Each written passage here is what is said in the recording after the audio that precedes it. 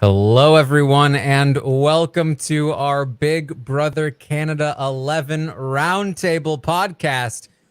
This is the podcast where we normally talk about everything that's happening on the feeds, but instead, we'll be talking about everything that's happening in the bite-sized drops that we get on a week-daily basis. I'm your host, Taran Armstrong, and with me today is Melissa. How you doing, Melissa? Oh, hey, it's back. It never left. Wait a second. It never left. It never left. Yeah, I'm okay. I have no idea what we're supposed to talk about today, to be totally honest with you. I don't know how anyone in the house is doing. I don't know. I feel like my ratings are just going to be totally random. And so if anyone is like, hey, actually, I think they're doing a really good job. Like, no, you're probably right. Like, you're honestly probably right that I'm wrong about whatever I think the house guest is doing. Cause like, I have no idea. So yeah, we'll just see how this goes. We will see how it goes indeed. Also joining us this week is the man who gave Taylor a 10 in the first watch of Big Brother 24. It's Aman. How you doing, Aman? I am well. I'm glad to be back. I missed the draft, although I don't think that I did too bad. So I might have to. Was just telling Taran and Melissa before we started that I might have to miss the next one too. So, but yeah, he got all my stuff. Yeah. I'm like everyone else. It's weird season. We're doing what we can, making the most of what we can, but it does, like, with each day that passes, it just feels a little more like a chore this season than like an enjoyable thing to watch. We don't really get a lot, and it seems to be sort of inconsistent in the way that these digital dailies are released. And that, I literally did not think about Big Brother Canada 11 all weekend long, and it wasn't until things had settled down on Sunday and I started to settle back into the beginning of my week, I was like, oh my God, there's a whole season. There's like 15 people now that are in the house, and I have no clue what's going on. So yeah, this was going to be an interesting conversation. I think the ratings will be very variable this season, but what can you do? It is what it is. What can you do? We are here to talk about what we know about what's happening in the Big Brother Canada 11 house. We will do our best to explain to you what we have managed to glean from what we have gotten. And then we will, in fact, rate the players from 1 to 10 based on how well we think they're doing in the Big Brother Canada house, which is normally what I would say for the Survivor Stock Watch. But we're going to do our best. I did release a survey a bit late today just because it's very weird with all of the drops that are happening. But the survey is still up if you want to rate the players yourself, as well as rate the season and what we have so far. So you can find that on my Twitter if you want to go find it now, if you're watching live. Otherwise, it will likely be closed if you're watching or listening after the fact. So let's get into it, I guess. I guess first I'll give you the summary of the 3 drops we have so far, which is that as we saw in the episodes, Santina won the HOH, and Renee is by default on the block because of the dead last twist. From there, we have discovered that there is some kind of guys alliance happening that includes at least 5 of the guys: Zach, Rob, Ty, Jonathan, Hope, and who am I missing? Dan, did you say Dan already? Dan is not in it.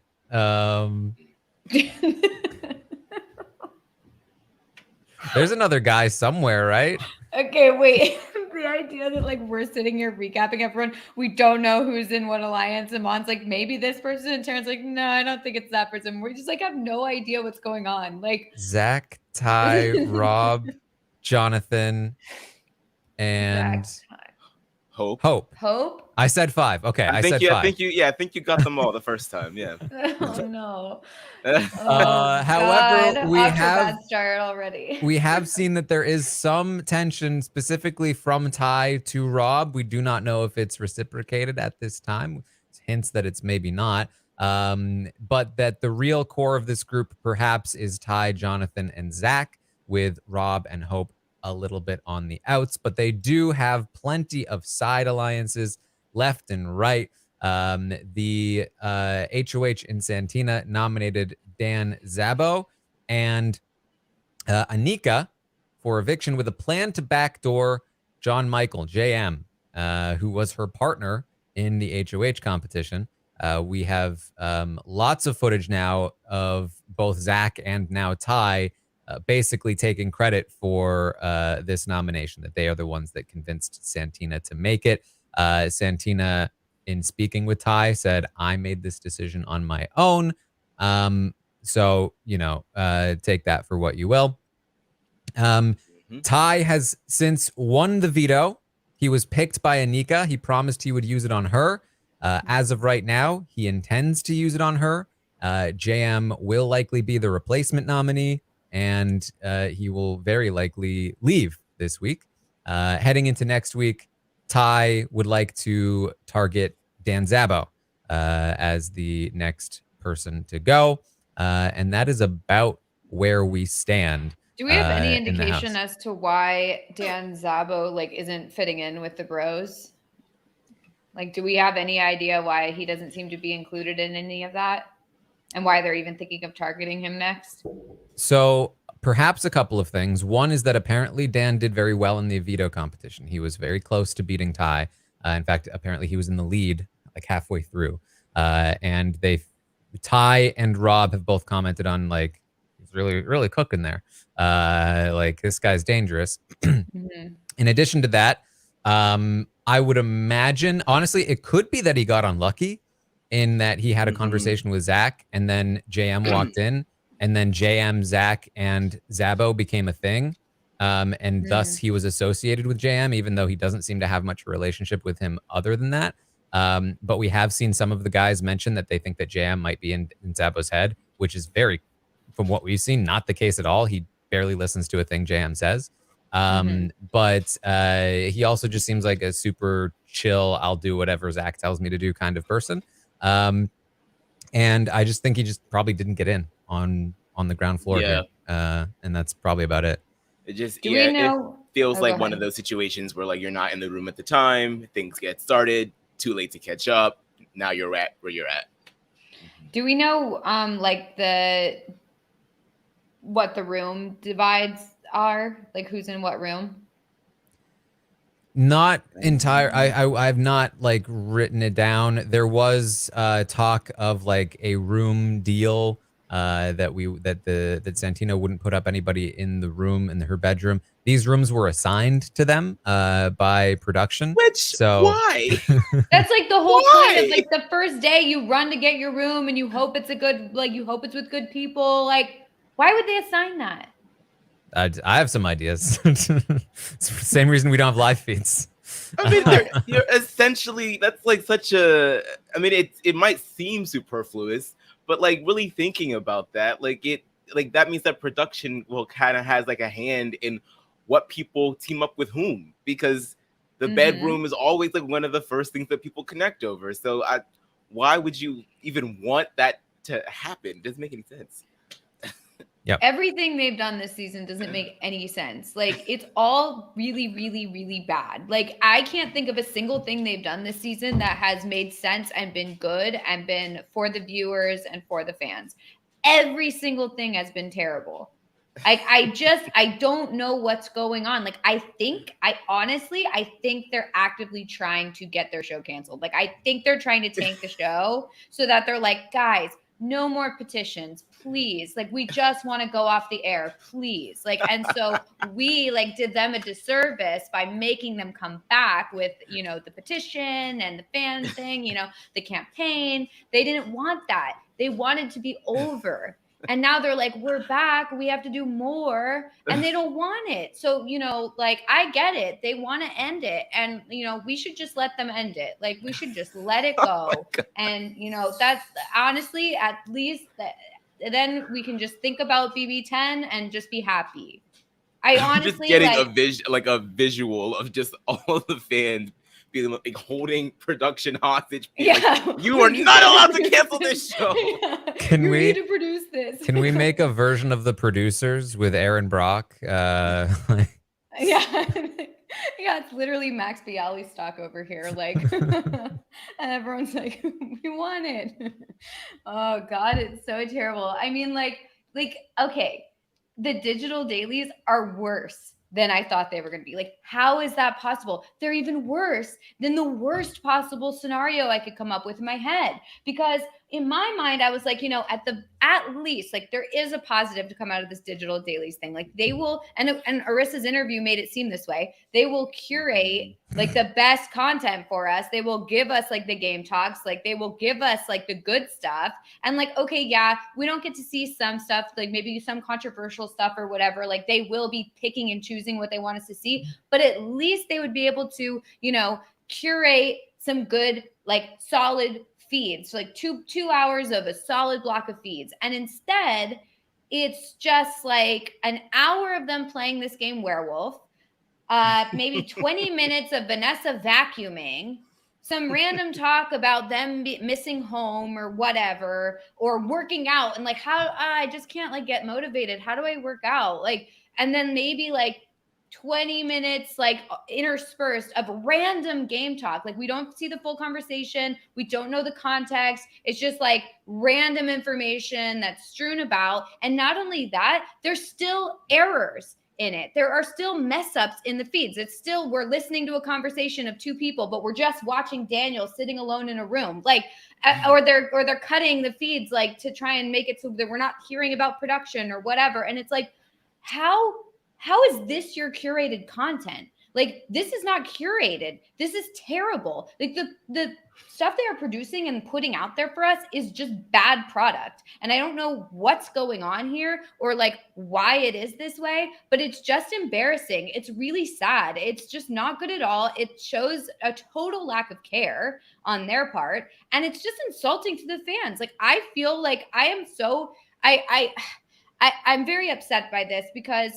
Big Brother Canada was like, at this point, like my favorite version of Big Brother. I was so excited to watch this season. Last season was so good. I even forced my whole family to sit down in a room and binge watch that season with me after it was done, like around the Christmas holiday. I was like, no, we're watching this. And they loved it so much. They're like, they love Big Brother, but they're not like super, super fans. And like, they don't watch the live feeds. They like, love it. I talk about it with them, but they're not like super fans. My brother, who like barely cares, sat down and watched your deep dive, Taran, with Kevin, that 4-hour deep dive or whatever, 6 hour. I don't remember how long it was. He sat there and watched the whole thing because he was so invested. And I was so excited to get them hooked on Big Brother Canada for the first time this season. And this is just embarrassing that this is what they're giving us. Anyway. That was a very succinct and a read. It was a read. I mean,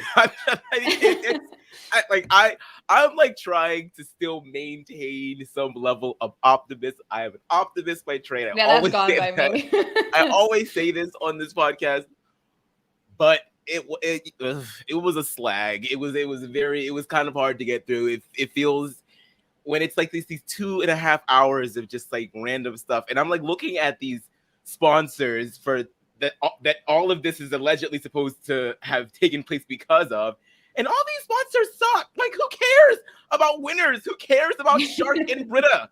Who cares?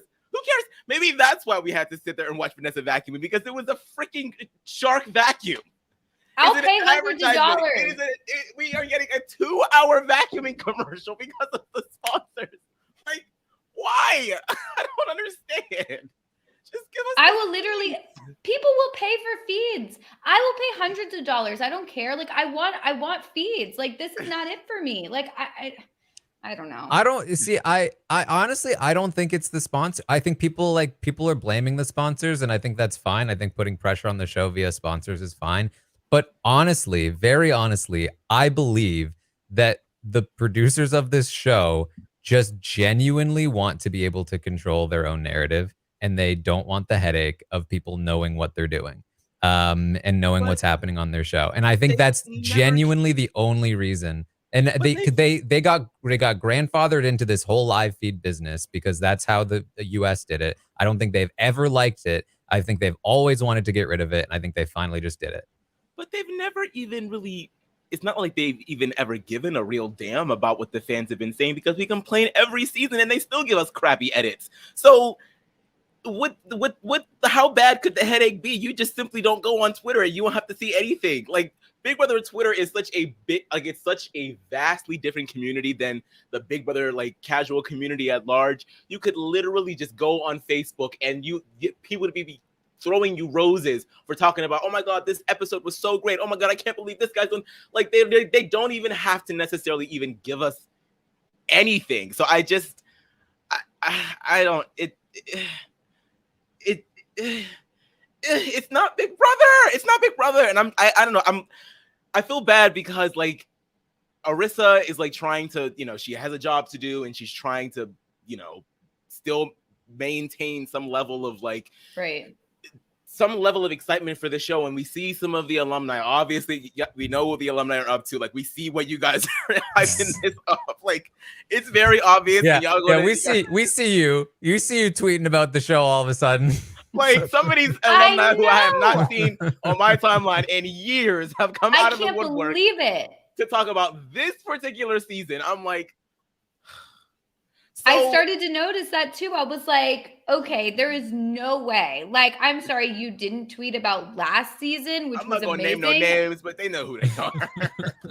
It's like they're like, please talk good about our show. Say something nice. Like, poor Willow had to like, look up her Twitter password that she hasn't had for 3 years and like, come on. And she's literally just like, I love the show. But she actually is like being legit on here. She's like, Willow's this keeping sucks. Keeping it there. Yeah. Yeah, I believe it. But I do believe they asked her. I bet they asked her to like come on here, and like she had to like look up her password and everything and be like, okay, I tweeted about it. Are you satisfied? I'm just glad she's sticking around and saying real stuff. I wonder why they haven't told the house guests that they're not on anymore. I know. It seems like an even weirder thing to do. So you're going to let the fans know, but then you're going to keep the house guests in the dark about it. Mm-hmm. Like, for what reason? Like, if they're so focused on like controlling narratives or whatever, then just give them the full picture. Like, I don't, it just feels so strange and just very just weird. It like Big Brother is like I guess it's 11 years old now. I guess this is an age where people start becoming rebellious. It's in its rebellious stage. It's a preteen. Big Brother Canada 11 is a preteen right now. Big Brother Canada has HOH-itis right now. Like, it's feeling high on itself. It's like, I can manipulate everyone and everything, and they're all just gonna have to deal with it. And they've got the power. They're HOH. What can we do? I mean, it is what it is. I mean, it's kind of messy that we're not even going to get anything on the weekends. It's like, people just like clock in on Fridays and they're like, we're done. We're not touching the feeds until Monday morning. That just feels so strange to me. So now we have to go days and days and days without knowing who won the veto, and so much game talk happens during those crucial moments. And I don't know. This is going to be such an interesting thing to watch as they come out, and I'm excited that we're going to get some pre-jury members, because maybe they'll be able to fill us in a lot more about what has happened.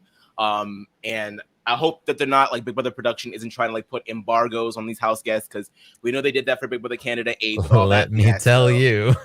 So maybe that's even too much of an optimistic thought to have, but like, I just can't. It sounds mean-spirited, but I cannot wait for the first person to get out of that house, aside from Amal, because that was obviously an unfortunate circumstance, and I hope that her and her family are well. But I just can't wait to get some. This is just more than crumbs at this point. More than crumbs. Yeah, I mean, and when you talk about like curated content, like the curation process is basically them just like grabbing a random handful of waste product and shoving it on a plate. Like genuinely, there's no care whatsoever. I don't think that there is any real editing that happens. I think like if I'm imagining, in my editing software, I have, like a ton of, live to tape footage. They're literally just being like, all right, this is like roughly a 2.5 hour chunk. Let me just throw that Yes. on there.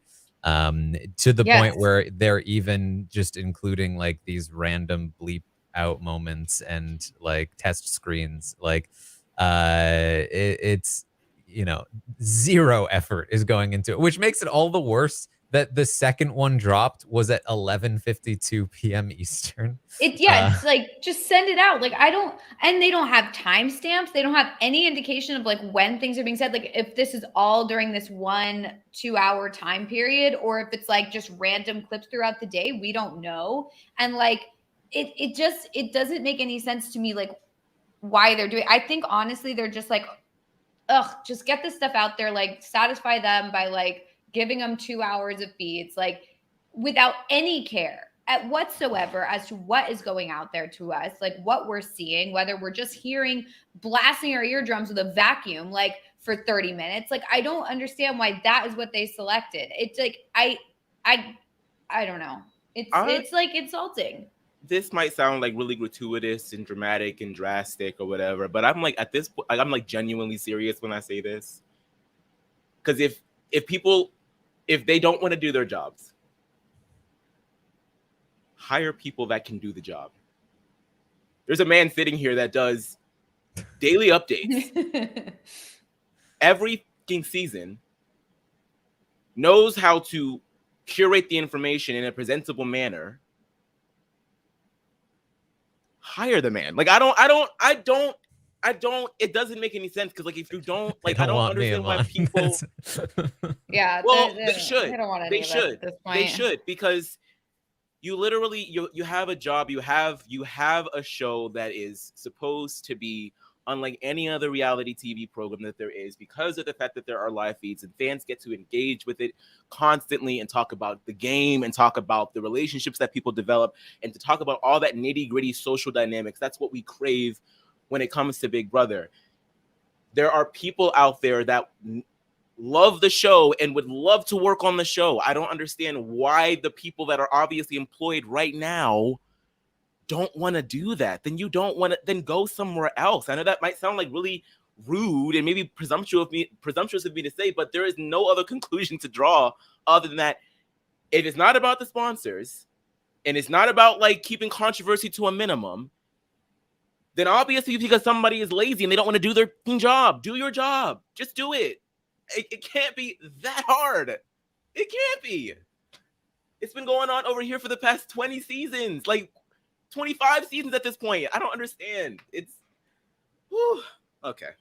All right. Mm-hmm. I didn't realize just how frustrated I was. I guess because I've been like, oh no, everything's good. We're still going to enjoy this season. But now that we're talking about it, I'm like, right.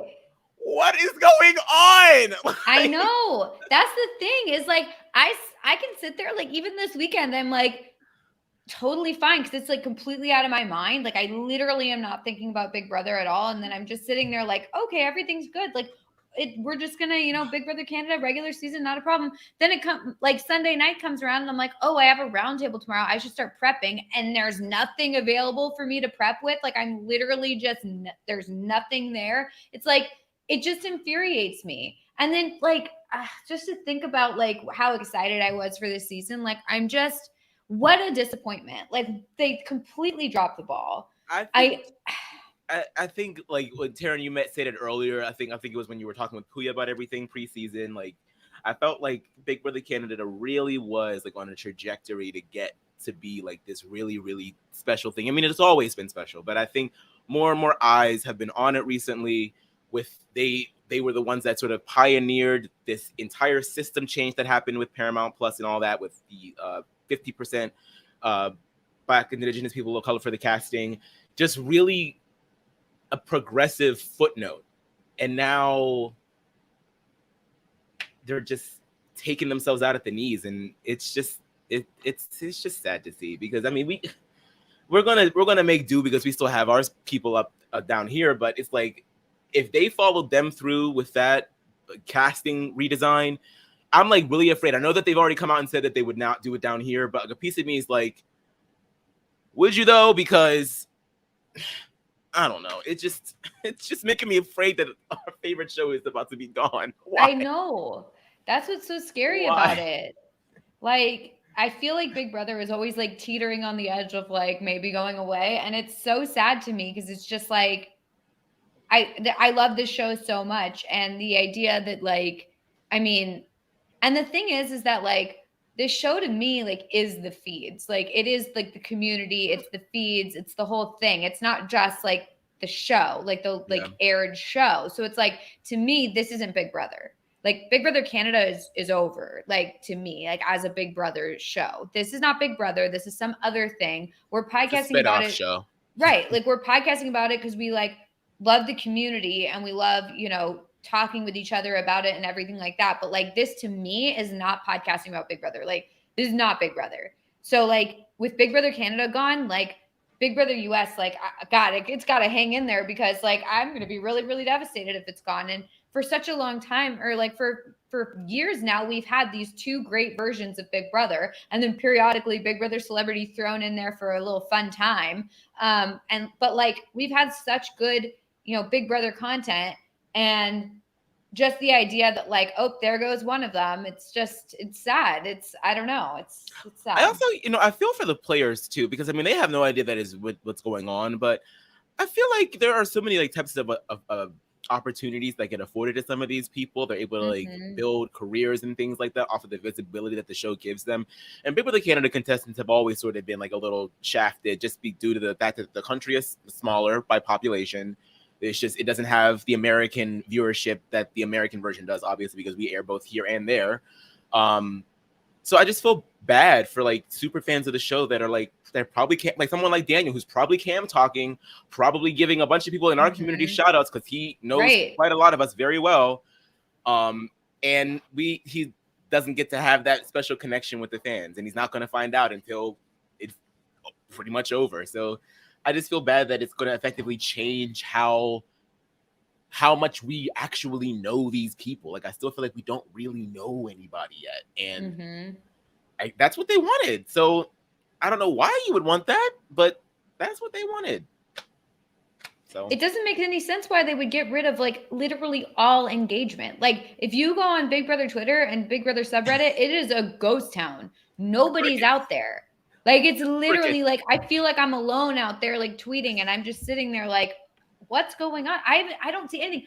I literally was like, crickets are gone. Like it's just like, I was like, it must be because people are like, my timeline's getting filled with other shows. So I like muted Survivor. I muted, you know, Drag Race. I muted whatever, like Vanderpump Rules drama. Like I muted everything thinking that I would get some Big Brother content. Nothing. Literally nothing. Even the update page. I think I just saw somebody's update page, one that I usually rely on. They're like, yeah, nah, guys, we're not doing this. So like, and I went to the hashtag because I was like, oh, maybe like I can get, maybe I'm just missing it, but it's out there. Nothing. Like the latest stuff was like 5 days ago. I don't even know. Like, I just don't know why they would want that. Like, why do you not want any publicity? Like, sorry. Yeah, it's weird. I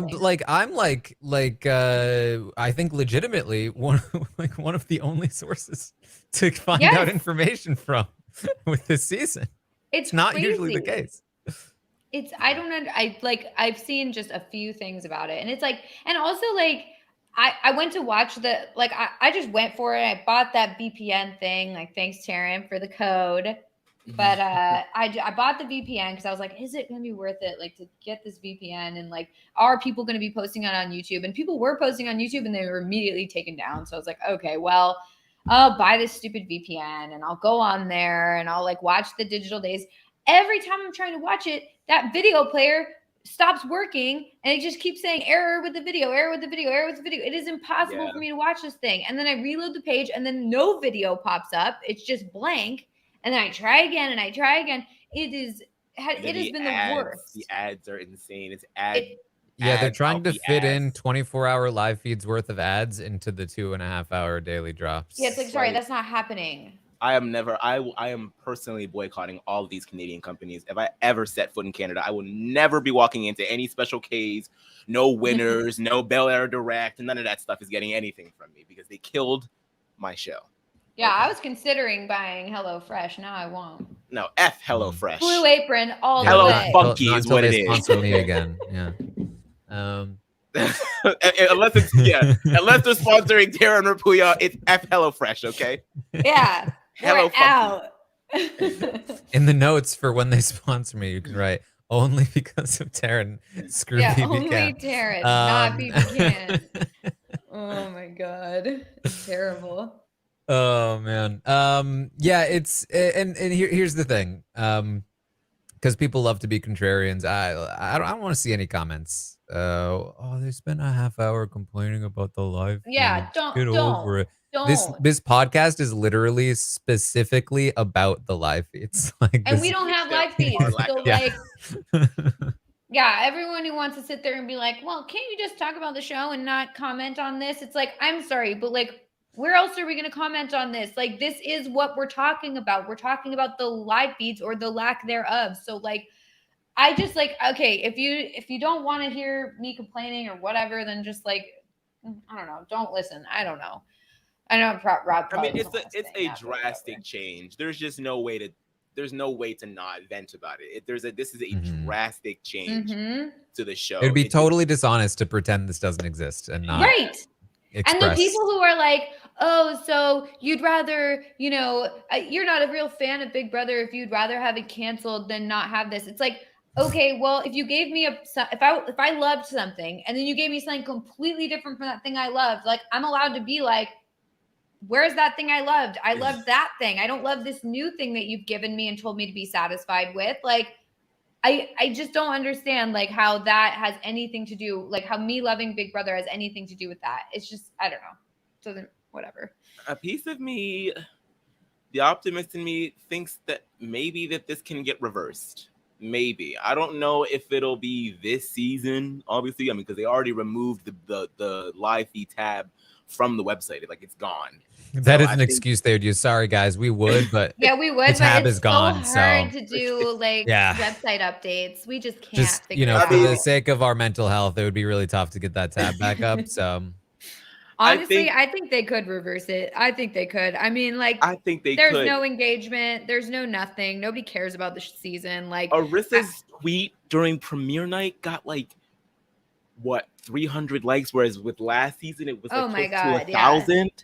So it's like if the host can't even, and I feel so bad for her because everyone's in the comments saying, "Nope, keep it. Don't want to watch. No, girl, shut up." I'm like she's probably required to tweet that. Yeah. They're probably make sure you tweet it during the premiere or whatever. I mean, I feel bad for Arissa because she is the face of it. So everybody's probably oh, it's Arissa's fault. I'm complaining to Arissa when really I know that Arissa didn't make this decision. So it's not her fault, but it is I do wish that I don't know. I feel a little bit misled by her interview saying that oh, we want to give you the content. It's I'm sure you want to give us the content, but everyone else doesn't want to give us the content. I mean, she wasn't wrong. It is hours and hours. It's just not hours and hours of literally nothing. So stupid. It honestly, I feel I honestly, to me, Arissa talking about it hurts more. It's very much et tu, Arissa. Yes, I know. That's the thing is it hurts because I wish I know she can't obviously come out there and be yeah, I hate this. This sucks and it's horrible. I know she can't say that because she has to keep her job. But I just want her. I want to hear her say that. I want her to come out and be this obviously is not my decision. This sucks. This is terrible. I'm doing everything I can to bring the live feeds back. But I know she can't, but that's what I want to hear. I don't want to hear this no, we love digital dailies. They're great. And it's annoying that she wouldn't be allowed. I mean, obviously we understand why she can't, but it's annoying that she can't because if production is going to put some type of gag order over everyone involved with the show and be like, you can't talk about like the live feeds not being around there. You need to hype up the show, make sure that the image of the show is maintained. It's like you tanked the image already. So like, yeah, people complaining about it, whether they're the host of the show or one of the PAs on set, I don't see how that's going to do any more harm than you've already done. So yeah, maybe years and years and years from now, we'll get some tell off from Marissa. But yeah, until then, I guess we just have to make do. I just feel bad. Yeah. It's bad. Yeah. All right. Well, let's get to some of the survey questions here. How about that? Cool. The survey is still open if you are interested in taking it, but you know, as soon as I read these questions, your input in them is not going to count as much. But the ratings for the players are definitely still going to be valid until we get to those. So, how about some classic questions like, how would you rate the episodes of Big Brother Canada this week? The audience gave the episodes a 3.1 out of 10, which honestly I felt was a little high. That's too high, honestly. I would give it a 1. I'm kind of higher than both of you because, like, I guess I never really was expecting much from the first one. We kind of know what Big Brother Canada gives on the premiere, so I was okay, fine. I'll give it a 5. I'm kind of ambivalent about it, like whatever. I asked how the audience would rate the drops because I really don't want to call them digital dailies. How would the audience rate the drops this week? A 1.9 out of 10. I would agree. Yeah. The season as a whole so far, a 2.3 out of 10. Damn. I'd give it a 1. Yeah. Damn, that sucks. I just, once again, I feel so bad. Well, not all of these players, because it's clear that some of these players aren't really fans, but for the fans that are in there, it's like your season is going to be talked about being that season. It's like Big Brother Canada 8 cast finally has like a... Yeah, I know. Like I was about to say. They finally have a little something. Somewhere out there, they're like... They're like, yes, finally, a worse season. Somewhere out there, the Big Brother 9 players are like, what? Something feels lighter. Yeah, I've been seeing Jamar engage with some of these tweets because he's not doing what some of the other alumni are doing. I was like, yeah, I know his ass is kind of loving the fact that they are coming for this season. So, damn, I feel so bad for Daniel in particular. That sucks. Damn. I know. What a bad, like, I would not want to be on this season. This would be horrible. Especially like okay, if for the people who are on the season who aren't like fans of the show or like are new fans of the show, like I don't really care. But like the people who have been trying to get on the show for a really long time and who are super fans of the show, like that sucks because you go on the show thinking it's one thing and then it's like, oh, actually, surprise, it's nothing like you thought it was going to be, and you know, no one, you know, whatever. It's just so sad for them. I feel bad. Yeah, for as weird as it is, the idea of being filmed 24/7, for as much as it's like oh man, is everybody gonna see me fart on the live feeds? Like that would suck. At the same time, you know, thinking about it, especially given the context of like what's happened with Taylor last season and you know, so many other situations, like genuinely, I would feel so much more comforted knowing that I am way more in control of my own destiny when it comes to how people view me, which is obviously still not that in control, but like I'm not reliant on the producers and the edit to determine how, you know, certain people are gonna see me coming out of the show. And like people will see the vast majority of what I have to give if I'm there. And if I were in the house expecting to be on camera 24/7 and then they were like, yeah, they'll get like a couple hours here and there, I would genuinely be like, I don't know if I want to be here anymore. Like that's really scary, knowing especially the history of this show and the way that things are often edited. Like I'd feel way more comforted knowing that what people see is at least what they get, because that's what's actually happening. That's what I'm And they saying. would know the true story. They would know what's really going on, and the producers wouldn't be able to like craft their own version of you or craft their own like narrative of the events. Like you'd be able to have, even if they did craft their own version of events in the edit, like you'd still be able to have fans who watch the live feeds being like, no, actually this is what happened. And I would feel vindicated. Like I would feel like, okay, some people out there know what's really going on. They have my backs.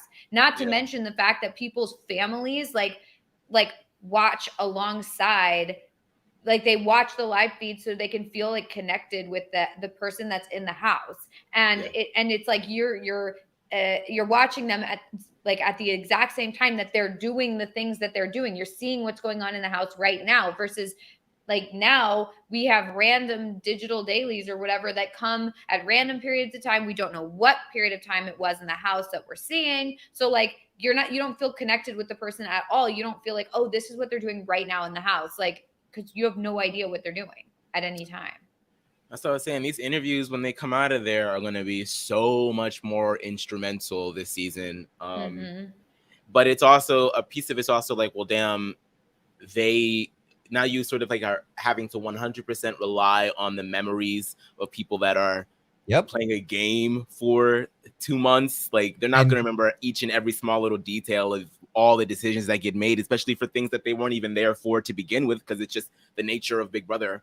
So it's like, even with how much more instrumental these interviews are going to be, they're going to be more flawed than they would have been had we actually got the evidence of what happened. And people can say whatever they want about you, and there's no footage to exonerate you in the same way. That's just forever going to be he said, she said, I guess. Which for all of the people that are like, well, the fans ruined it by holding people accountable. I don't think this is the direction that you want to be moving. No. All right. I asked the audience to rate the competitions. They gave them a 3.7. They weren't super fond of the competition we saw. The Dead Last Twist, a 2.3. Not great. Canada Saves, a 2.8. Also not great. I asked them to rate Santina's HOH. How do you think Santina's doing as an HOH? A 2.5. So right. The competitions were the highest rated thing of the week at a 3.7. That's because the entire episode was competition. That's all we saw. I asked the audience if they agreed with Santina's target, her plan to target JM. 90% of the audience said no. This is not the move. Such a bad move. It just seemed like they were like working well together. Like I was like, why are you doing this? But also, like everyone's going to use this against her in the future. Like, oh, okay, well, you saw that she promised safety to him when they both promised safety to each other. And then she immediately turned on him. Like, I'm not going to trust her because she could do the exact same thing to me. She's not trustworthy. Like, the whole thing is just bad. She's doing other people's dirty work. She's making enemies. She's backdooring someone the first week when you like literally don't need to backdoor someone the first week. That's like the 1 week that's like guaranteed you don't need to backdoor someone. Like it's a lot better for you if you just put someone that the whole house wants up, make it an easy week. Then you only have 2 people who are upset with you. Now she's having multiple people who are upset with her because there's also like a veto being played and all this other stuff. It's like, the whole move is terrible. Are you questioning the strategic mind of Frenchie? Yeah, she's taking a play out of his book for sure. I asked the audience who they wanted to be evicted this week of the 4 potential candidates at this point, because nominations are not locked, or at least they weren't by the time that we started this podcast. 40% say Dan. They would like Dan. He came in. He was the highest. 32% would like to see Renee leave. 16% say Anika, and only 13% wanted JM gone, which sorry for you. But he's going. You're in for some disappointment. Yeah, unless something crazy happens with this next drop, it's looking like JM is up out of here. So I don't really have, once again, I don't know them well enough to care. So like, I'm kind of like, they all can kind of go until I know, have that's what I was thinking. I was like, well, who would I pick? Like, who I When want I- to leave? I'm like, anyone? when I saw people like be like, oh no, not her. I was like, girl, you don't know her. Like, Like, who? she can go. She can go. Yeah. Anika can go. JM can go. Like, they all can go. Yeah. Does not affect me one way or the other. Aside from like draft picks, I guess. But even then, who cares? Oh, All you right. got screwed with that one. Damn, that sucks. Okay, let's talk about. I asked the audience to rank the players from their favorite to their least favorite. Oh my God. We have a whole list of players here at this point. Do you want to try and guess who is in first place? I think I would guess Daniel in first place because people know him outside of the house. I don't know. Daniel, because Daniel's probably up there. There's a lot of fan reaction to Kuzi. Oh yeah, Kuzi for sure. Maybe people think Roberto is hot, so he's probably up there. Yeah, I'm gonna go with Kuzi By 1/100th of a point on average, Kuzi is in first place. I can see Currently, it. there's still 7 minutes left on the survey. But who's in second? Who's just below Kuzi? I think Daniel. I don't know.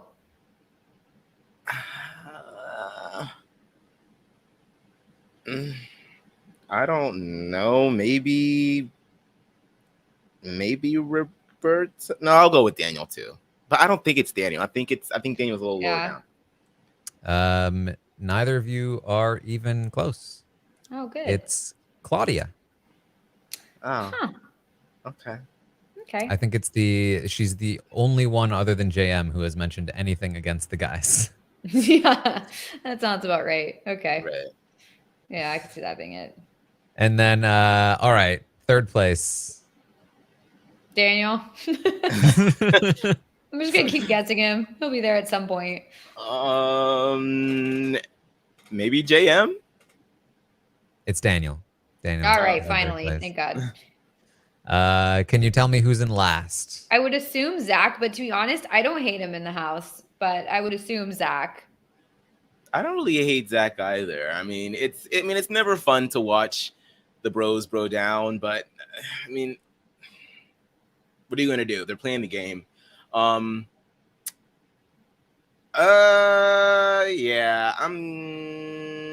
I'll say Zach. Yes. Bottom two, Santina. I was gonna and say, Zach. I think Santina is the other option. The first HOH at the bottom two. Yeah, seriously. Jeez Louise. The full list is Kuzi, Claudia, Daniel, JM in fourth, Rob in fifth. You were right. Shania, Jonathan, Vanessa, Anika, Ty, Zabo, Hope, Renee, Santina, and Zach. Yeah, that makes sense. Wait, where is Ty on that list? He's like bottom half. Okay. He's Yeah, I was gonna say I think Hope is probably pretty low because he's kind of like he seems to be always like struggling a bit in the house. Yeah, he seems to be going through it. Yeah, for sure. Yeah. All right. That's the favorite players. Let's do it. Let's rate the players. How this works is that we rate the players from 1 to 10 based on how well we unfortunately just have to think they're doing in the game.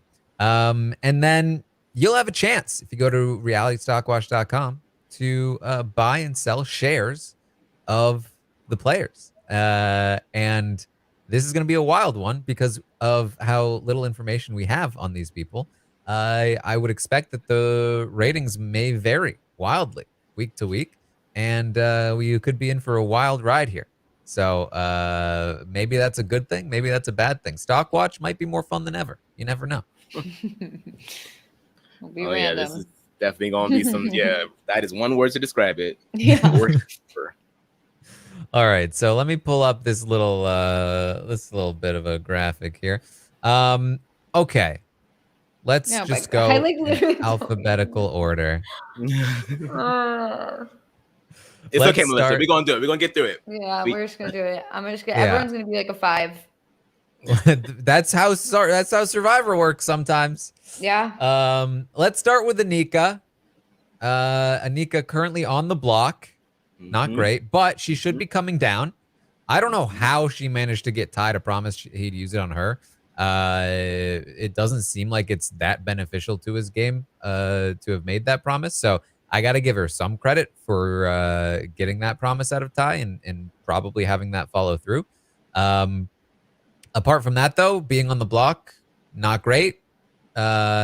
She doesn't seem, I don't know what her connections are in the house at all other than the guys. I've only seen her talk with the guys, which is not great. Overall, just not a good position. I think I would probably give her like a 3. What do you think, Melissa? Yeah. Yeah, this is hard because like I feel like I see that's the thing. We have no idea like how she convinced Ty to use the veto on her or to like play for her and then use the veto on her if he gets it. Like to me, the way it was talked about, it sounded like she probably was just like, oh, there's like house guest choice. If I pick you, would you use it on me? And then he's probably like, sure. And then it's like, I don't feel like there was much like convincing or strategy. I feel like it was probably just like, hey, if I pick you to play and you win it, will you use it on me? Okay, you asked me first. No one else has talked to me about it yet. Cool. Done. So I can't really give her that much credit just because I have no clue like where that came from or what happened. Also the fact that she's like currently on the block. Yes, she's going to come down, but the fact that she was put on the block in the first place is not a good sign. So I think I'm going to give her a 4. Yeah.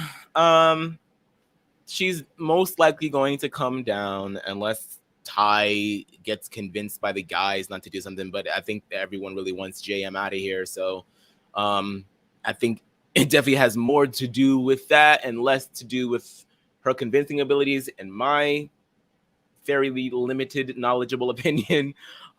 So I think I'll match Taran and give her a 3 only because, yeah, you're on the block week 1 and it's just not a really good position to be in because the possibility of you going home is still there. All right. Wow. And the survey is just about to close in about 1 minute. So I'll, you know what? I'm actually going to, no, it's now closed. I'm going to refresh the page because this is actually a very close vote from the audience. Okay, there it is.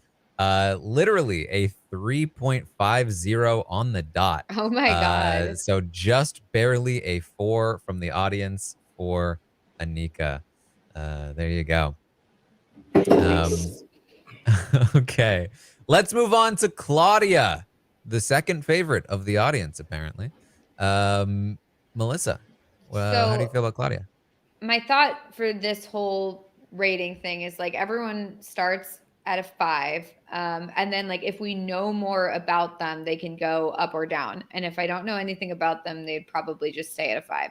Yeah. So like for Claudia, like the fact that Claudia has sort of clocked the guys like working together or at least mentioned it, I feel like it's hard to know whether or not that actually means anything because like even having like a DR where you're like boys working together, I don't think so, not on my watch, like that doesn't necessarily mean anything because it could just be like they kind of got her to say that and they're just using it. Like I don't really know if she's like actually going to do anything about this or actually feels like she needs to like stop a bros alliance, but like the fact that she's one of the few people mentioning it is a good sign for her. I see her talking around the house to a bunch of people. I don't know if it's working with anyone, but I feel like she is in like an alliance at this point. I don't know if it's like an official alliance, but it's like an alliance of what, like 5 or 6 people. Taran, do you know what I'm talking about? I've seen like mention of this. Ty talked to Jonathan about how he feels like the core alliance is himself, Jonathan, Zach, Santina, and Claudia. And that's primarily because Ty is in what he calls a showmance with her. Right. Okay. So yeah, she's currently in some sort of alliance, which I think is a good sign. And hopefully she can kind of use that and move forward with it and kind of like take that as like the main alliance versus the bros being the main alliance. Like I really hope the bros are not the main alliance, but whatever. So yeah, I'm gonna give Claudia a 6 just because I feel like she's doing better than just totally average. All right, Aman. Yeah, I think that that's fair. I think her being one of the only other voices aside from like the guys obviously controlling things right now, I think is a good sign. I don't think that she's like a power player quite yet, but I think that she definitely has potential. I mean, being in an alliance that has crossover with the bigger alliance means that you could potentially steal those people away. I think there's already types of like cracks in the guys' alliance because it's like a little weird thing going on with Ty and Rob. So maybe in the future there's a way that she can find herself in a better position. So I will also give her a 6. Okay. The audience gave Claudia a 5. A little bit lower on Claudia. I agree with you. I agree with the two of you, though. Again, I completely concur with what Melissa said. Typically we have actual knowledge, and so we don't need to default to, okay, starting from 5. What do we know? That's how I have to operate on Survivor, and that's how I'm having to operate right now. With the default being 5, she's not on the block. In fact, she got saved by Canada this week. Worth mentioning. In addition to that, I've seen her talking game with multiple people now, with Daniel, with Jonathan, with Santina to a degree, and she does seem like she's pretty careful about what she says, but also pretty decent at like talking game and conveying things and making sure she's good with people. Now, this is the kind of player where like she may be doing well with that now, but if she really like settles in with Ty in this alliance, she might start like getting lazy with it. I think we see that with a lot of players. Complacency. Yes. So certainly this isn't something that will necessarily stick, but I think right now her placement in the overall group is a good thing for her. It should keep her safe for a little while. And in the episode, seeing her willingness to target guys and maybe make some moves is going to be necessary for her game when she gets the opportunity. So those things all combine to, I think, yeah, roughly around a 6 for me. Let's move on to Daniel. Aman, what are your thoughts on Daniel? We don't really have a lot from Daniel, which breaks my heart because I really wish I could just watch him play. It was just it's so cool though, because like last season I was DMing him because he was talking about how he had been passed over for casting again, and I was just like, no, don't give up, you're gonna get it, you're gonna get it, you gotta get it. And then a year later he's on the effing show. That's just so cool. So I think Daniel's, obviously he's not in one of the big alliances right now, so it's like it's not great, but also no one's really talking about him, so that is okay, I guess. His game can really go either way, so I'm like, I don't really know. I'm just gonna default to the 5 because I don't know. Yeah. A 5 from Mon. The audience agrees. The audience also gave Daniel a 5. I'm also going to agree. I think that Daniel is one of the people we know the least about at this point in the game. Just like his own gameplay, at least. I think his position is okay. It's about average. It's not bad, but it's also not good. We see that he has some kind of in with Zach and maybe Santina. We've seen multiple guys, including, I believe, Rob and Zach and maybe some others, talk about liking Daniel, wanting to potentially bring him in. And we've seen him talking with Claudia about like, hey, I'm with the girls. So that's all fine and good. It seems like there's no reason that he should be targeted anytime soon, but he also has no real future in the game right now. Like being Right. safe only gets you so far. You need to have some kind of path moving forward. And I don't know if he has one. He might, but we've seen so little that I think this is almost the definition of perfectly right in the middle here, a 5. Yeah. What do you think, Melissa? Agreed, a 5. I just don't know what's going on with him. I don't really know. He had like a conversation with Zach or something where he was talking about Zach being like someone he trusts, which I think is a little concerning, but I guess like it's probably good to tell Zach that you trust him. But I hope that he's just saying that because Zach's got his hand in every single thing that's going on. So yeah, 5 for Daniel. I hope to see more of him. All right, let's talk about Zabo. Dan Zabo. I can tell you that the audience gave Zabo a 4. Give him a 4. That feels high to me. He is going to stay on the block probably this week. Not likely to be voted out at this point. However, he is already being named as a target for next week, which is not great. Doesn't mean that he will be targeted by any means, but he also doesn't seem to have any real connections with almost anybody in the house other than Zach. And Zach is apparently a terrible ally to have in this game because he's very willing to just cut his allies like JM and now potentially Dan. He came close to winning this veto, which only further puts the target on his back, but may indicate that he has some potential in some competitions, which could, give him a bit of a lifeline.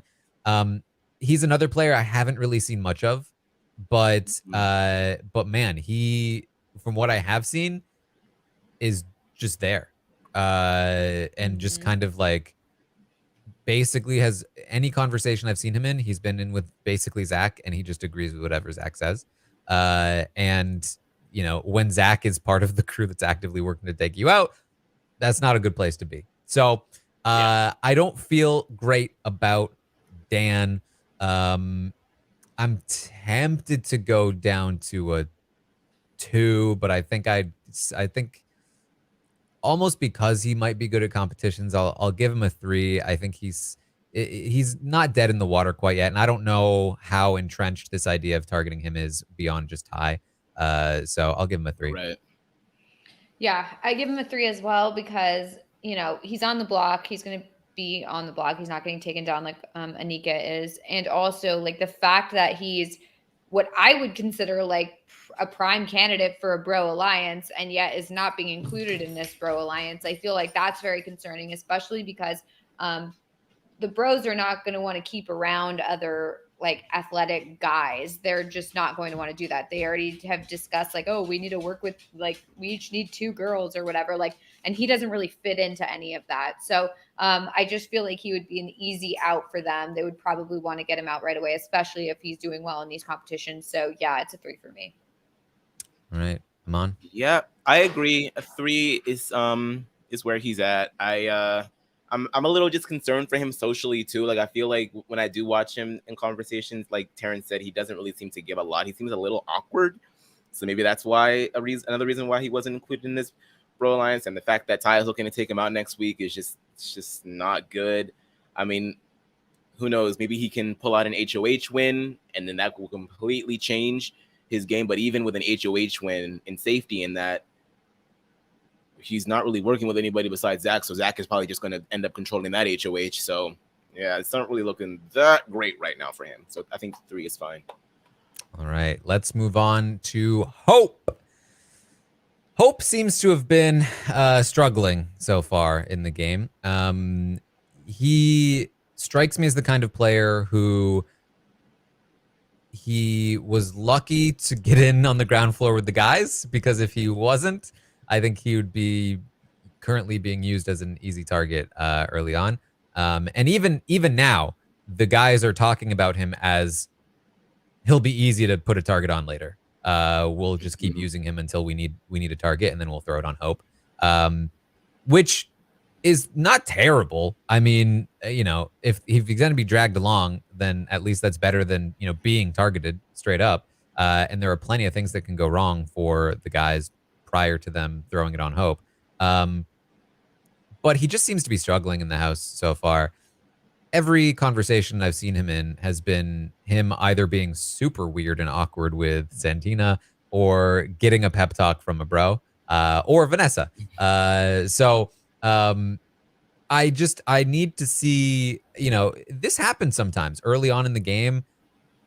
Speaking of Vanessa struggled early on in Big Brother 17 emotionally. Zach this season talked that he was actually struggling in the first couple of days, but he's kind of, caught on. It's possible that's what's happening with Hope here and that he kind of like gets his second wind and figures things out. But for right now, he seems to be in the worst spot of the guys that are sort of in the majority. And I don't have a ton of hope for his win equity in the game. So I'm going to go for a 4 on Hope. Yeah, a 4 for me as well. I feel like I totally agree. Every conversation I've seen him in has, for the most part, been like some sort of like pep talk or like trying to make him feel better, comforting him or whatever. Like, I don't know what's going on in there for him, but yeah, I don't feel like it looks good for like the ability to have good gameplay. But yeah, who knows? The first week is always weird, so he could turn it around. But at this point, yeah, it's a 4. Yeah, I mean, for someone who said the word adaptable so many times that it stopped meaning anything in his interviews, this is not someone that appears to be adapting well. Seems to really, really miss his girlfriend. And I think that maybe part of the decision of not telling anybody that he has a girlfriend, except for JM at this point.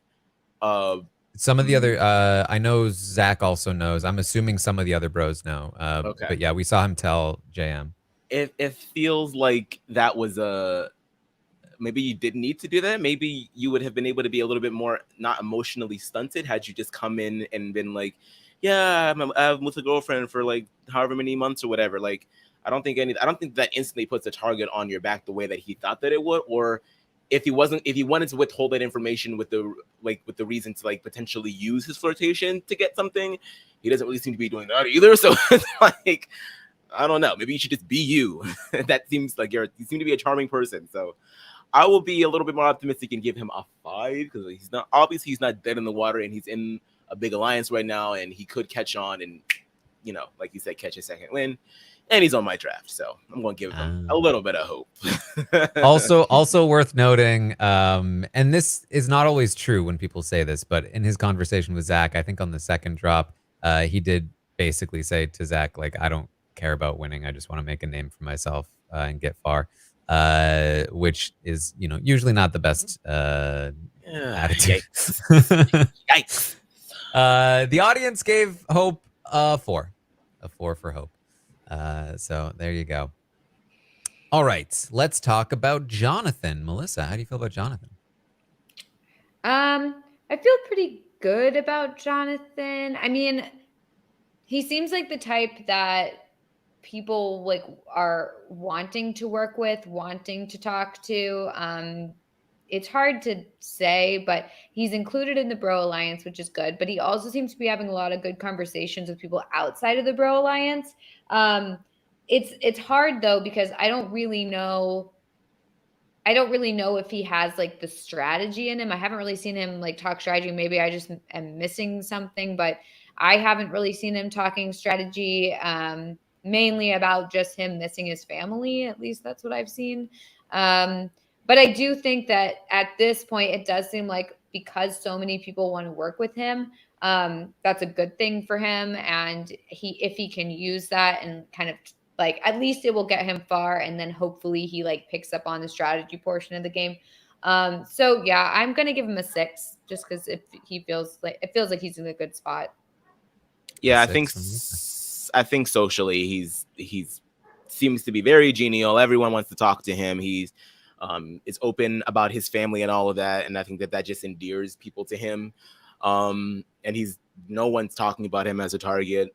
All the guys are obviously working with him, so I think he's definitely set up to be good for like the next few weeks, barring any type of like I don't know, it's something maybe Claudia's like, we're getting the guys out of here next week. Maybe that could happen. Who knows? But as of right now, I think he's definitely in a really good spot. So I'll give him a 6. I think that's fair.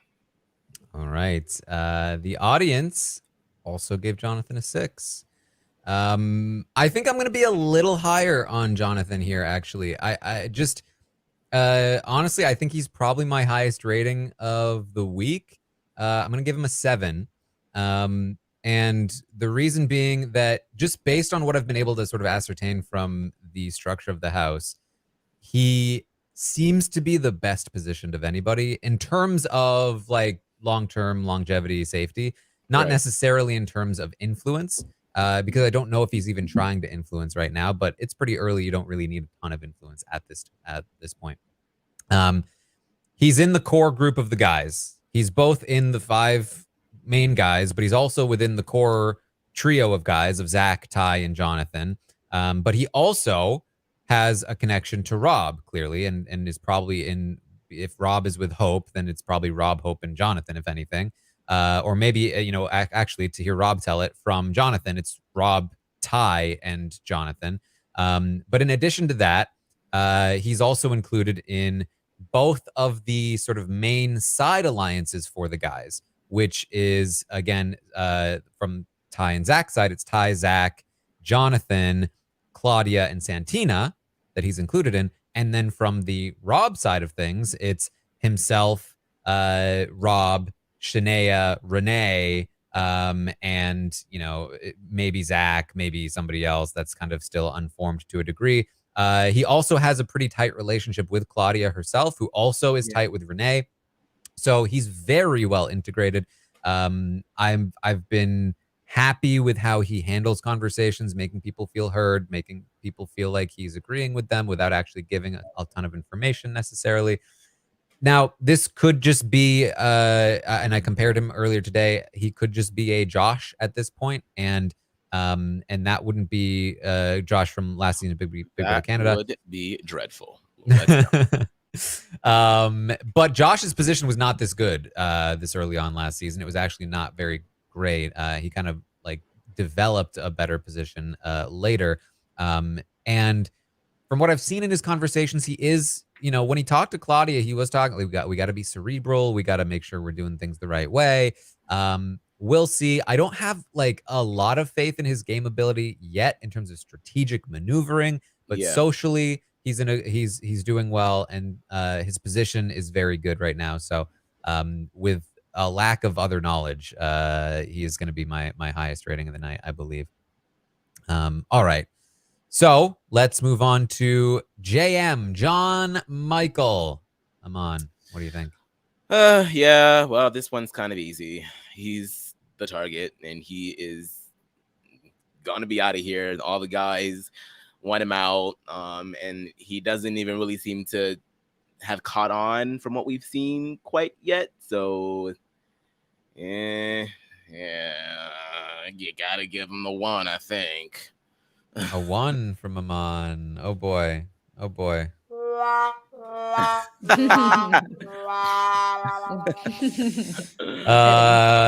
The audience disagrees. They gave him a 3, actually. Oh, wow. 3 from the audience. I think I would go with a 2 personally. I'm not going to go quite as low as the 1. Obviously, I think you can point to him talking to Zach and saying he's going to go after the guys as potentially his big downfall. However, especially from the deleted scene we got between Zach and Ty that ostensibly happened before JM said anything to Zach about targeting the guys, where, again, without any prompting from Ty saying like, yeah, I see him as the villain of the cast. And Zach just being like, yeah, he seems really gamey. You can say to a degree that he might be putting off those vibes, but I think you can also say that there are some obvious things about him that might not fit in with these guys, these bros, that could have significantly contributed to these, preconceived notions. So, which is very unfortunate. Yes. So Now, that being said, he did then make the mistake of telling Zach, hey, I'm willing to target the guys. Obviously, he thought he was in an alliance with Zach and probably Dan, and he probably didn't think that Zach was a part of the rest of the guys, but that's a mistake on his part. I mean, I don't know how you look at Zach and think he's not a pro. So Yeah. definitely an error there for sure. On top of that, though, like, he's not even on the block yet. So it's hard to really go like all the way down to the 1 with that too. So I'm gonna give him the 2 and see where things go from here. Melissa, what do you think? Yeah, I think because he's not yet on the block and we don't really know what's going to happen, and also because like I don't know if he was the cause of his own like downfall, or if like, I mean, we just don't know. And so I don't feel like I want to really give him the 1 just because like I don't know what's going on. So I am going to give him the 2. I'm very disappointed that he's going to be first boot. I think that it kind of sucks. I was excited to see what he was going to do, with the game, and just to like, especially to like just have him be backdoored like with no, I don't, it just feels, it feels wrong. I don't like it. I mean, it's also wrong because it is the wrong move for Santina. So it's like, it's not only like just not a smart move, but it also like kind of sucks. Yeah. So he gets a 2, unfortunately. All right. Let's move on then to Kuzi. Let's talk about Kuzi. I love that name. The audience gave Kuzi a 5. And I'm not super opposed to that idea of giving Kuzi a 5. She's obviously not in like a great spot. I don't think she's very well integrated into the main alliance. Again, if we're looking at like the core guys, and then we're looking at out as the best position, and then outside of that, we're looking at like the 2 main side alliances. She's not really being included in the 2 main side alliances. Right. Her best bet right now is that Ty talked about her as though he had her, and Santina talked about her saying that she liked Kuzi. So those are 2 decent things, but it's like, how much time does that buy her? Maybe only a couple weeks for all we know, depending on which side wins the internal battle of whatever side alliance is going to, come to the forefront potentially. That said, she does, I think, from what I've gathered, have a good social game. She's very likable. She's willing to talk game with people, which I think is very important. And she seems pretty smart. I mean, she seems like she's actively trying to think and figure out what's happening in the house, and like trying to maneuver herself into a better position. It's just so hard to know if she's having any success with that whatsoever at this point. So I think I would agree with the 5 overall. I think that it's very tough to tell, and I don't have any reason to drop her much lower, other than the fact that she's not in the main side alliances, which would maybe be enough to drop her to a 4. But I just feel like of the people I've seen on the feeds, she's one of the more promising, just in a vacuum. So that's gonna get her up to a 5 for me. Melissa, what do you think? Yeah, I agree. Also, just like to add on to that, like I did really like her conversation with Vanessa, and I felt like they were speaking about the game like in an intelligent way, which I feel like is more than I've seen from some other people. So I do hope that, even though she's out of like the main alliances or whatever, that she can still pull something off and like kind of make something happen. We're still so early in the game that like a lot of these alliances could be gone by next week. Like, who knows? So I'm going to give her a 5 as well, just because, we don't really know. All right. Yeah, I agree. I think it's kind of similar to Daniel, but I think she's at least a little better, like, well, I mean, we saw a little bit more, I think, from Kuzi than we got from Daniel, but I think that they're kind of like in a similar position where it's like they're not really in with the people that have aligned, but you're not out. And she does seem very likable. I mean, on the premiere episode, she seemed, like had a very magnetic personality. So I feel like there's no reason in the future, especially if she's being proactive about it, that she can't form something on her own. And so I think that she's the type of proactive player to do it. So I will give her a 5 for now. I think that's fair. All right. Let's move on then to Renee. Let's talk about Renee. Renee currently on the block. Not great. Also was a potential backup target if something went wrong with the veto, as was Anika. It was likely going to be between Anika and Renee, and there was potentially going to be some kind of civil war within the guys to make that happen. She does have her own set of allies in Shania, Claudia, and potentially Rob, as this sort of, as again, this one of the two main side alliances for the guys. She seems to be integrated into that, which is a decent place to be. However, for the other side, they seem to not really like her much and actively kind of wanted her gone. So that tells me that, if anything, being in that main side alliance could be more detrimental to her than beneficial, because the guys on the other side, the ties of the world, will want her gone to weaken her side. And that's exactly what we saw from Ty. Like, assuming the JM thing doesn't go through, Renee has to go, which is not a good thing. And from what I've seen, like when I've seen her have conversations with people, I'm not seeing her make much progress with Ty in her conversations with Ty. I felt like she had that conversation with Rob and it went okay.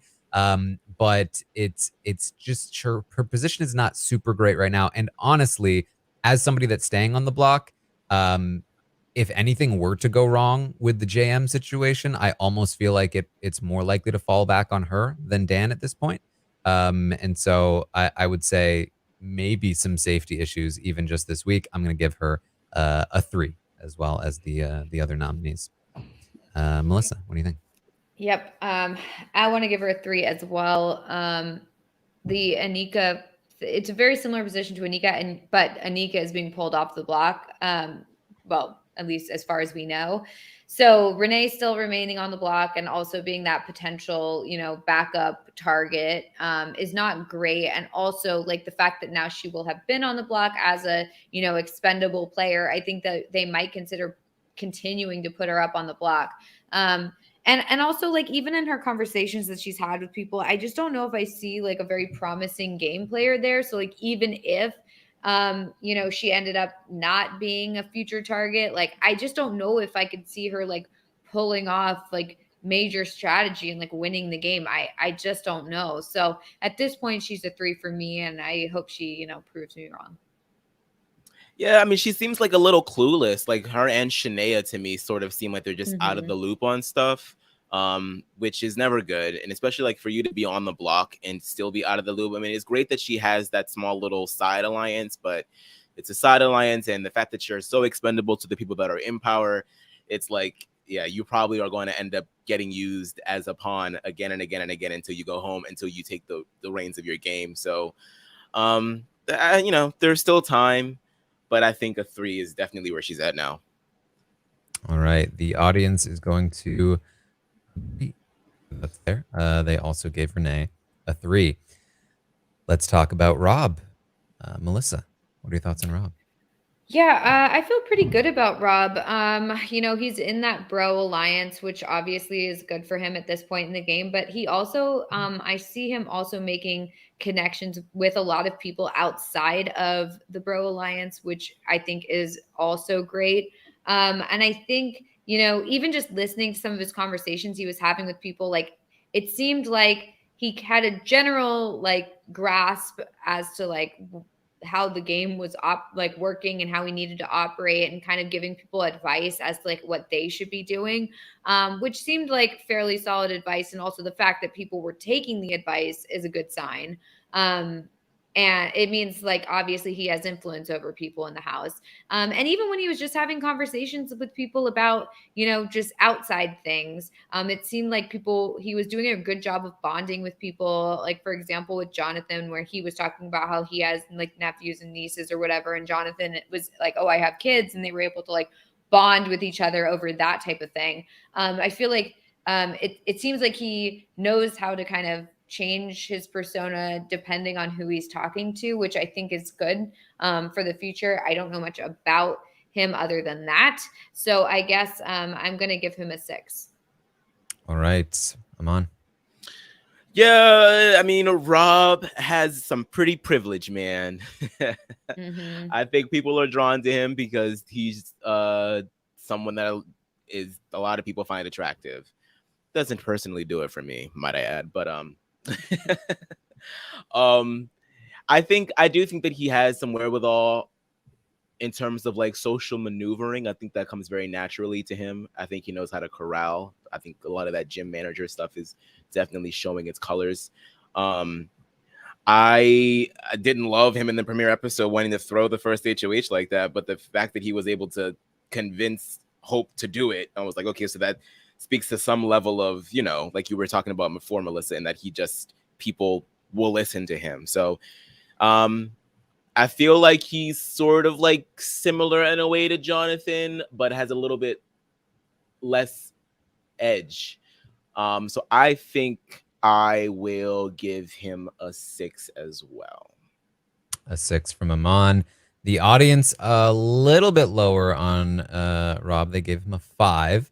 But I agree with the two of you. I gave him a 6 as well. Honestly, I think I'd be tempted to go to a 7 for Rob. I think that his position is pretty good, apart from the fact that Ty has his eye on him. Yeah. If not for Ty pointing Rob out, I'd feel very good about Rob's position overall and the way he's playing and the fact that I haven't seen a lot of him. And what little I have seen, he's been very chill and very social, but also strategic when he's with the people that he's being strategic with. All very promising signs, which I think is exactly why Ty has his eye on him. So I think that it's smart of Ty to keep an eye on Rob. I will get to Ty, but I think it's he needs to be careful of how he has his eye on Rob. All right, so let's move on to Santina. Aman, what are your thoughts on Santina? I mean, it's really bad look what she's doing to JM. It's a really bad look. Like, sis, you got it. I guess I don't know. I just it's just not good. It's just not. It's very just an interesting move to make, and then it's not even really coming from her, but she wants everybody to think that it's like, I made the decision on my own, no one influenced me. It's like, I don't know about all that. At least if you want to be one thing, be self-aware. If you ever find yourself saying that in the Big Brother house, there's a good chance that it was not your decision. Something's not clicking. Protest a bit too much. A little bit. Yeah. Just a little too much. So, yeah, I mean, she's position-wise, I mean, obviously she's HOH, she's not going anywhere, and she is in one of the side alliances.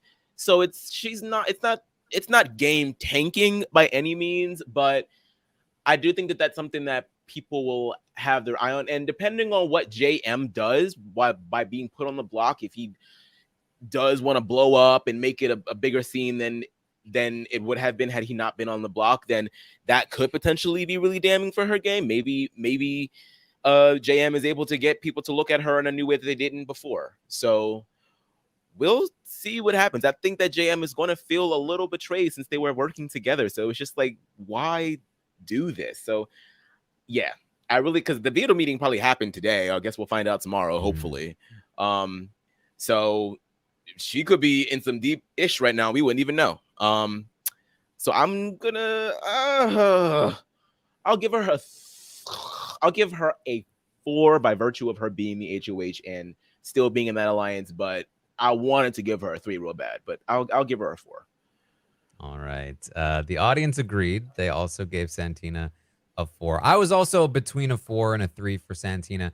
My instincts are telling me that she's making a huge mistake this week. I feel like this is not the right play for her. I think on top of the fact that she's clearly not using her HOH to develop her own connections and her own structure, she's just piggybacking off of the guys. Yep. Which is not great by itself and why she's going to get a lower rating for me. But on top of that, it just also feels like she's making herself a bit of a target. They're all talking about how much of a beast she is.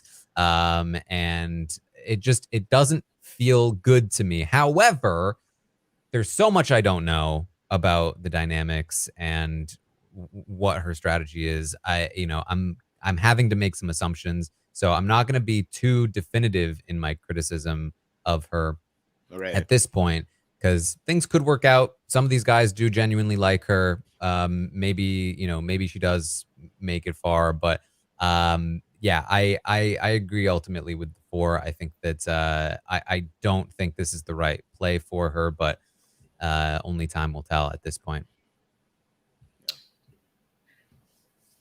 Yeah, I'm very disappointed in her HOH. I really thought that like either her or JM getting HOH this week would be good for us, and it's not.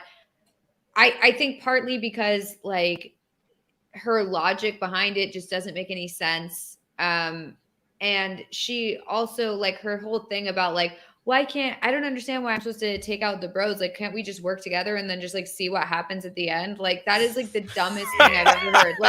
Like we know what happens. The bros win. They take everyone else out. Like, what are you missing here? So I'm so disappointed in her HOH. And also the fact that like, does she not understand that the second JM gets nominated, he's going to go around and say, like, we promised each other, we had a deal, we told each other we were both safe. And then she's never going to be trusted by anyone ever again, no matter what she says. So, and nothing that she's said in terms of like her game conversations with anyone has made me feel at all like she has any handle of what's going on in the house or what she needs to look out for or what she needs to be aware of or anything. So I really just don't see this going well for her at all. I think this is a huge, huge mistake. And I'm giving her a 2. Ooh. A 2. All right. Okay, let's move on then to Shania. And this time we will start with the audience, who gave Shania a 4. 4 from the audience. And honestly, I'm tempted to agree with that as well. Shania, not in as bad a situation as Renee, but I think that she is linked with a group of people, with Rob and them, who ultimately are not necessarily going to be very loyal to her. She trusts Zach too much, I think. Although Zach did say on like day 2, I guess, that he liked Shania, but since then seems to be moving in a different direction. I don't think she'll go anywhere anytime soon, but her connection to Rob could put her in some danger.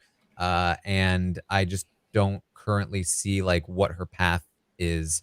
And unlike people like Kuzi and Daniel, she doesn't have as much sort of like extra sort of like not necessarily protection, but sort of runway, and her conversations don't have as much awareness as I saw with Daniel and Kuzi in the amount of conversations that I saw with them. So I'm gonna agree with the 4 there.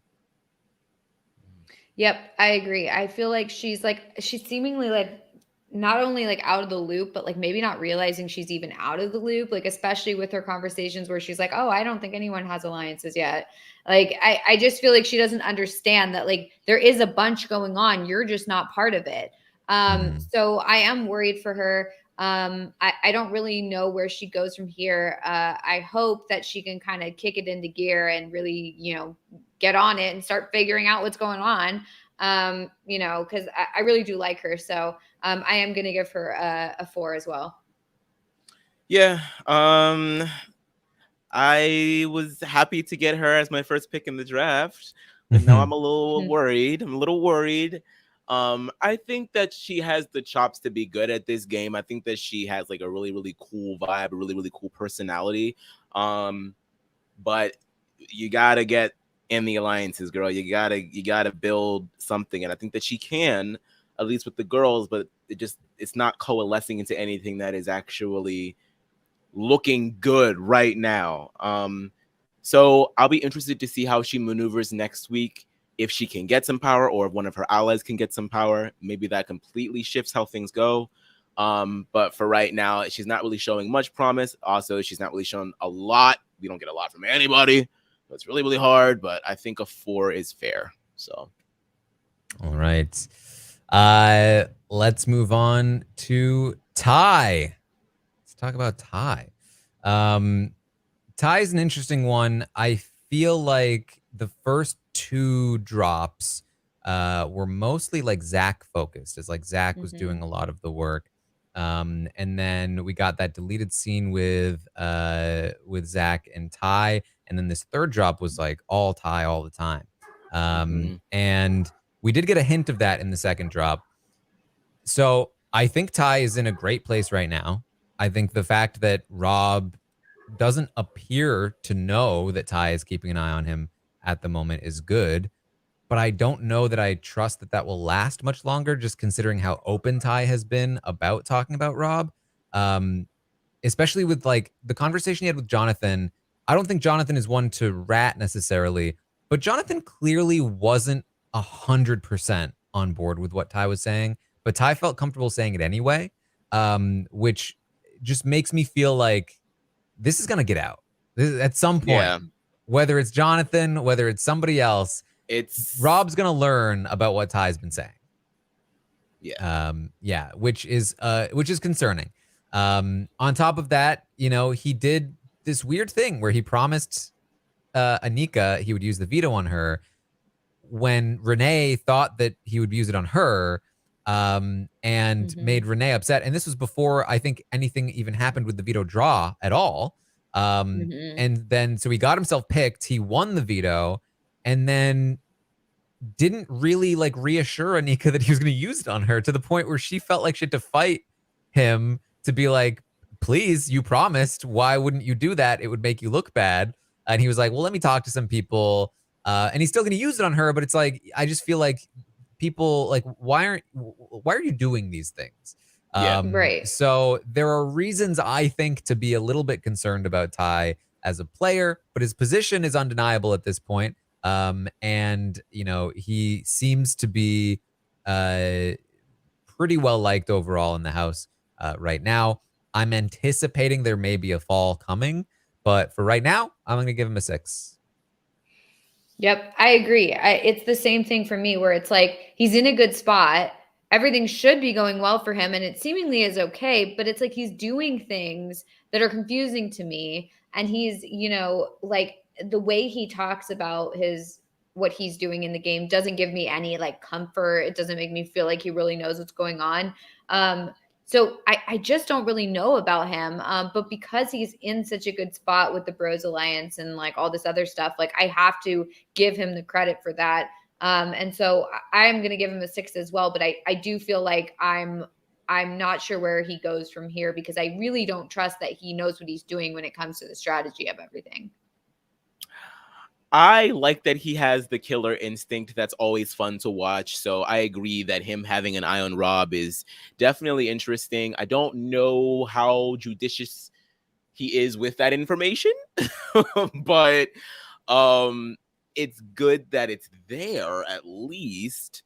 I feel like he is going. I agree. I think he will fall. I think that he is going to have a power trip.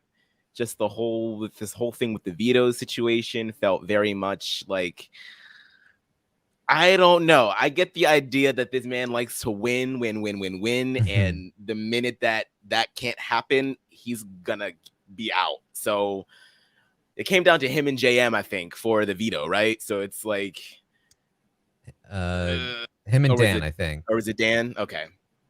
So I mean, I guess the veto was going to get used either way at that point.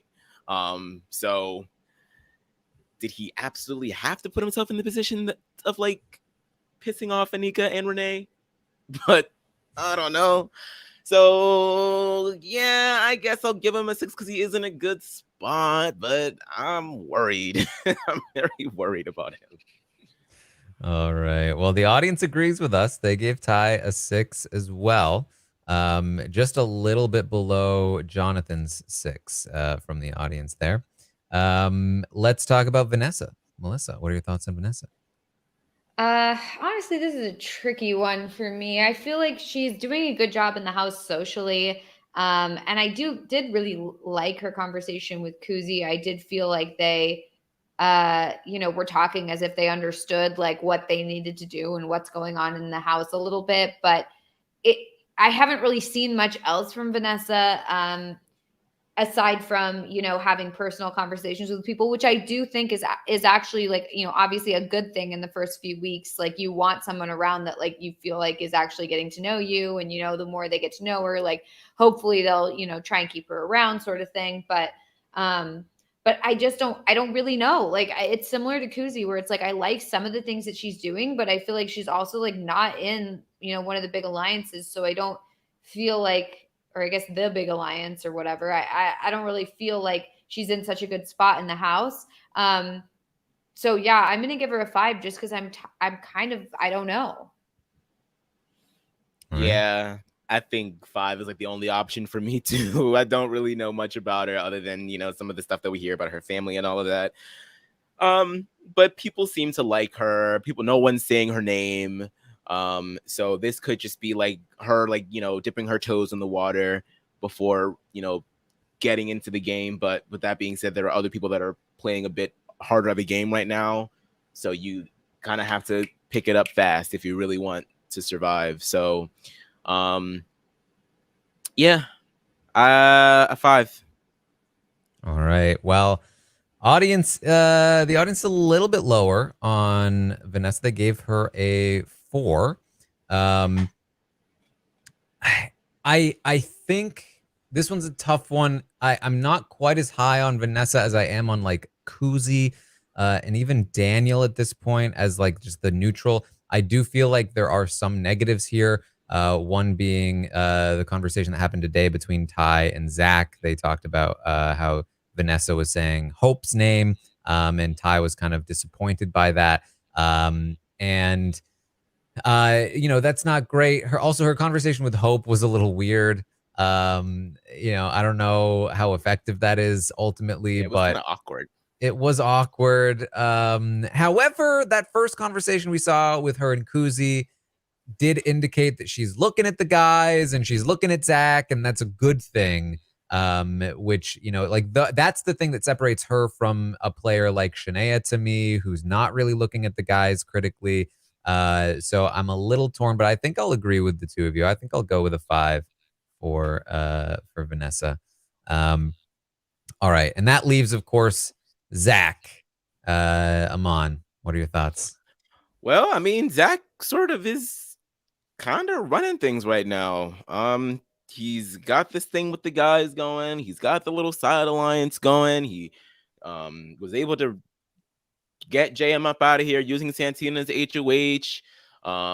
Now, with that being said, because he's so vocal of a player and he's very in the faces of his alliance members, I do think that eventually that is going to start to grate. I think that he does have some level of charm there, but I think it gets very, very easy to see who is in power within the alliance. And I don't know if he can wield it well enough and effectively enough to the point where people want to keep him around because they think, oh, well, he's working with me and not with them. So we're good.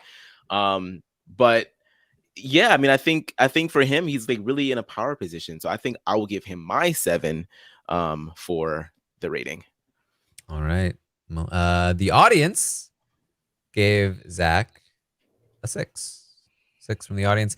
Just below Ty's 6. So the top 3 from the audience were Jonathan, then Ty, then Zach.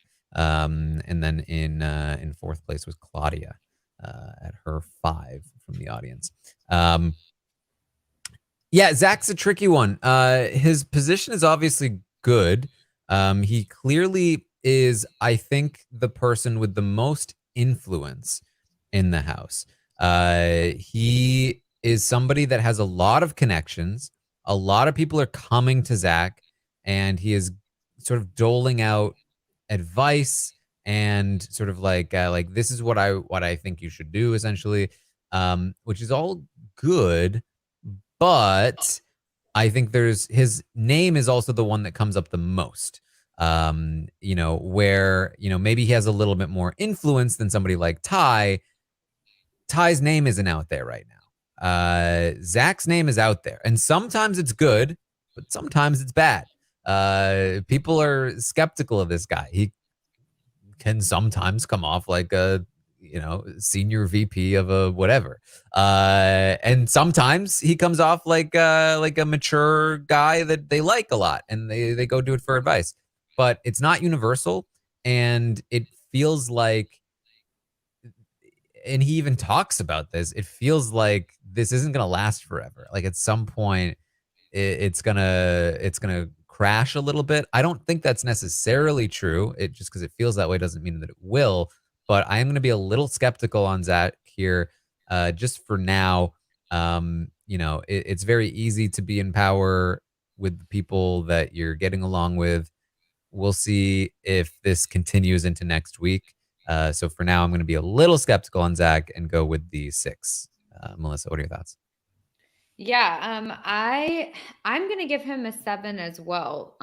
Same as Aman, because I mean, this is obviously something that next week we could be like, yep, that was that. Now he's a 2 or whatever. But at this point, he is running the game. He's running the house. Like, I mean, this happens a lot in the early season where somebody will kind of just take charge and the whole season will be revolved around them. And then either they continue that and we keep saying like, there's no way that this lasts. There's no way that this lasts, and it keeps lasting. Or, we say there's no way that this can last, and then it doesn't last and it all falls apart and there's a big burnout or whatever. But at this point, Zach is controlling most of the house. A lot of the things that's going on, I'm seeing him in every conversation. He's talking to like everybody. And the way he's talking to them, honestly, I think he's doing a pretty good job. Like he makes it seem like, oh, well, like I'm not necessarily in charge of this, but maybe you should go and say this to so-and-so. Like, I think if anyone starts to compare notes, like they're obviously going to be like, oh, wait, Zach told you to tell me this. Well, Zach told me to tell you this. And like, everyone's going to realize like, oh yeah, duh, Zach's telling us what to do. But if they never get to that point, like then he's in a really good spot. So I've been impressed with what he's done so far and the way he's been able to kind of just like drop that sort of thing and just socialize with people and make it seem like he's just like a goofy, unassuming guy sometimes. Like, I do think that that's impressive. Yeah. We'll see what happens, but I mean, who knows if he can keep this up, but so far he is controlling the house and running the game. Mm-hmm. Well, there you go. That's the stock watch. That's all the ratings right there. Zach with the highest average rating, 7. Claudia, Jonathan, and Rob and Ty are all up there with 6s. And then, of course, you got JM down at the bottom with a 2.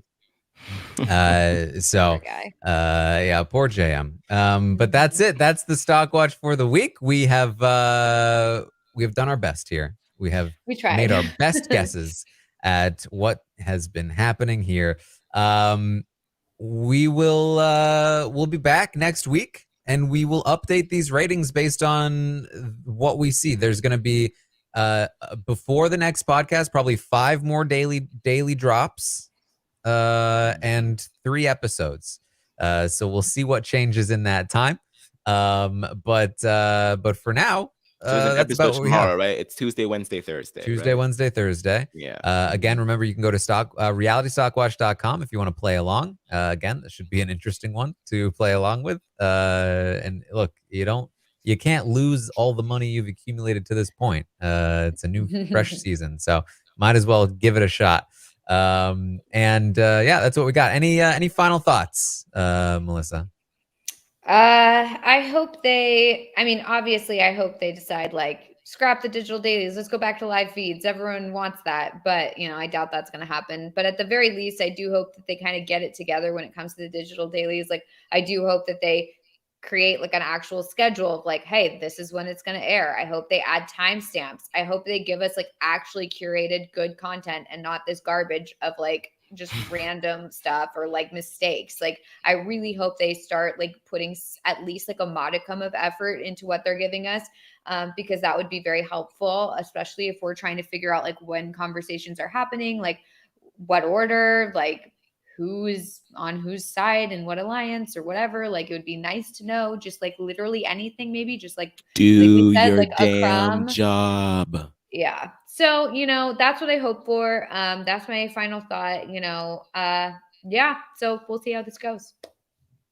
All right, Aman, any final thoughts? It was so funny because like I was watching these digital dailies and I like my hands kept wanting to move to my mouse to change the feed, but I I know. couldn't do it. There was no Also, feed.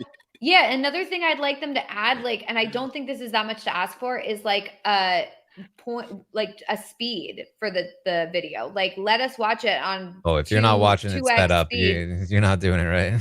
I can't. They don't give me that option. How are you doing that? You gotta get a browser extension. See, that's what. Yeah, I don't have that. So like ideally, they would put that on there so we could watch it at 2x speed, and then we can like. This is sad. This is sad. We have to stuff. get VPNs and freaking extensions for Chrome just to be able to even to get it right. Like, get through this. Like, yeah. Why do we're like making our own fucking feeds at this point? Like, what is going? This is a nightmare. Okay, well, whatever. I guess I'll have to get that extension in order to like fast forward through games of werewolf and vacuums. So this is comedy. I'm delirious at this point. Like, I don't know. Someone needs to tell me what that extension is. I need to get that. Taran, you need to tell me what that is offline. We'll figure it out. All right. That's what we have for you then this week. Hopefully you enjoyed the roundtable. You know, we're doing our best to make the best of the situation. I will be back probably at some point tomorrow to update you on the next drop. As well as live on Twitch, twitch.tv/Taran Armstrong, watching tomorrow night's episode live with all of you. And then, of course, after the episode, we'll be live with a podcast to recap what we see. So plenty of content coming. I just talked about the finale of season 1 of The Last of Us. So check out that coverage. Great stuff over on Post Show Recaps. And I'm dropping some Among Us videos, some Goose stuff over on the YouTube channel. Very fun stuff over there if you want to check it out. So that's what I've got going on. Aman, what are you up to? You can find me everywhere at Aman Adwin, still kicking it with Liana and Beth over at RHAP Wrap Ups for Drag Race season 15. It's getting down to the wire. I think we're down to the final 6. So teeing up over there, really exciting. All right. And of course you can find Melissa at It's Melissa with 3 A's. Thank you so much for joining us. See you next time.